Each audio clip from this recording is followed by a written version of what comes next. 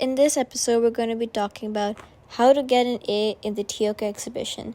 So, TOK is one of the three cores in IBDP.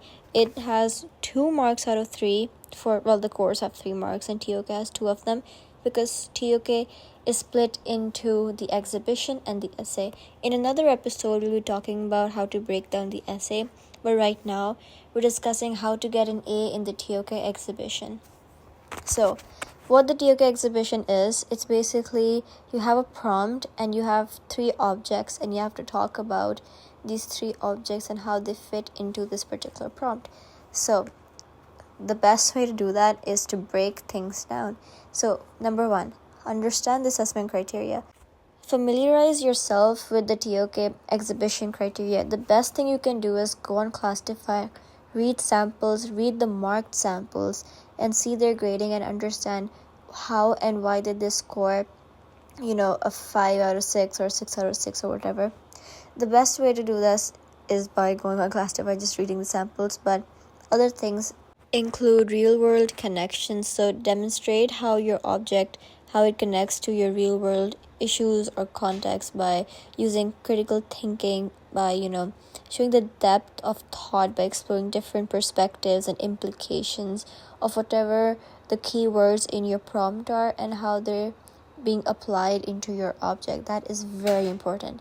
Then after that, you need to show clarity and organization.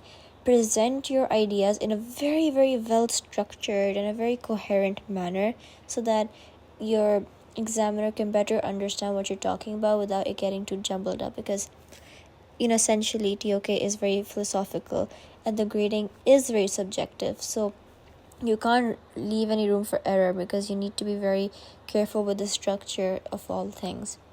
Now, number 2, choose your objects wisely. What this means is select 3 objects that are meaningful to you and they relate to your question. One can be kind of an objective one. You could use something like a textbook or something. Of course, depends on the prompt.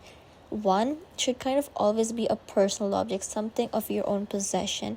For example, object is I have an object of a family heirloom and I'm connecting that to my prompt, and that's my personal object, and I'm discussing how that's kind of exploring knowledge in terms of my family's history and heritage and these type of things. So that's my personal connection to an object. Now, what this does is it, like any of your objects that are really good, they ensure that they're creating a very clear connection to at least one knowledge question, which is basically your prompt. And the object can be it can vary from anything like art pieces to even scientific tools or everyday items depending on the prompt, and provided the fact that they fit well and naturally with the prompt. Now, number 3, develop a very strong thesis by formulating a very clear statement that outlines your argument, and it should also reflect your perspective on your prompt, also like the stage for your essay, if that makes sense. So on to number 4, structure your essay. We were just talking about that, but now let's just dive into it. Introduce your 3 objects and do that through your thesis, and explain the significance of the particular object that you've chosen. And in the body paragraphs, organize your paragraphs by having points that present different perspectives. They analyze implications of each perspective, and you're using real world examples to support your arguments. You can even add counter arguments to address any potential issues, or critical thinking can be also demonstrated through this, and of course with like a summary statement at the bottom, which is pretty much your conclusion. Make sure that you're using clear and precise language. Aim for write very clearly, concisely, and don't really use any jargon or overtly complex sentences to sound smart, because again, very subjective grading. You need to do this as well as you can by being very transparent and clear with your ideas, and ensure that your ideas are also flowing logically from one point onto the next one. Now, number 6, incorporate your TOK concepts. So utilize TOK terminology and concepts. This can be ways of showing and demonstrating that you are aware of different areas of knowledge to basically enhance your analysis. You can make connections from different areas of knowledge like human sciences, different things, just to show that you're understanding the main point of this. And of course, revise, edit, get peer feedback, do proofreading.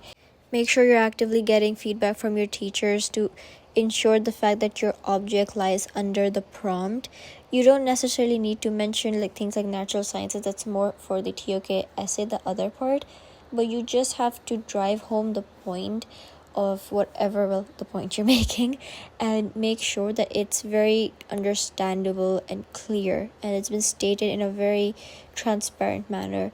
And for the exhibition itself, you need to make sure you're practicing your time management by starting early with your practice. You're going to be able to also go back and make revisions and stuff, and just ensure that everything's going smoothly. And you can also break your work into manageable sections. And of course, lastly, prepare yourself for the presentation by, of course, time management, but also practice your delivery to ensure there's confidence and clarity, because again, you get points for this. This is about 30 or so percent of your grade. I think it's about 33% of the grade. And you have to be prepared to engage with questions and discussion about your topic. So, of course, it's very good to do as much as in-depth research you can. And if you have chosen a personal object, make sure it's actually very personal to you, and it's something that has meaning and value for you.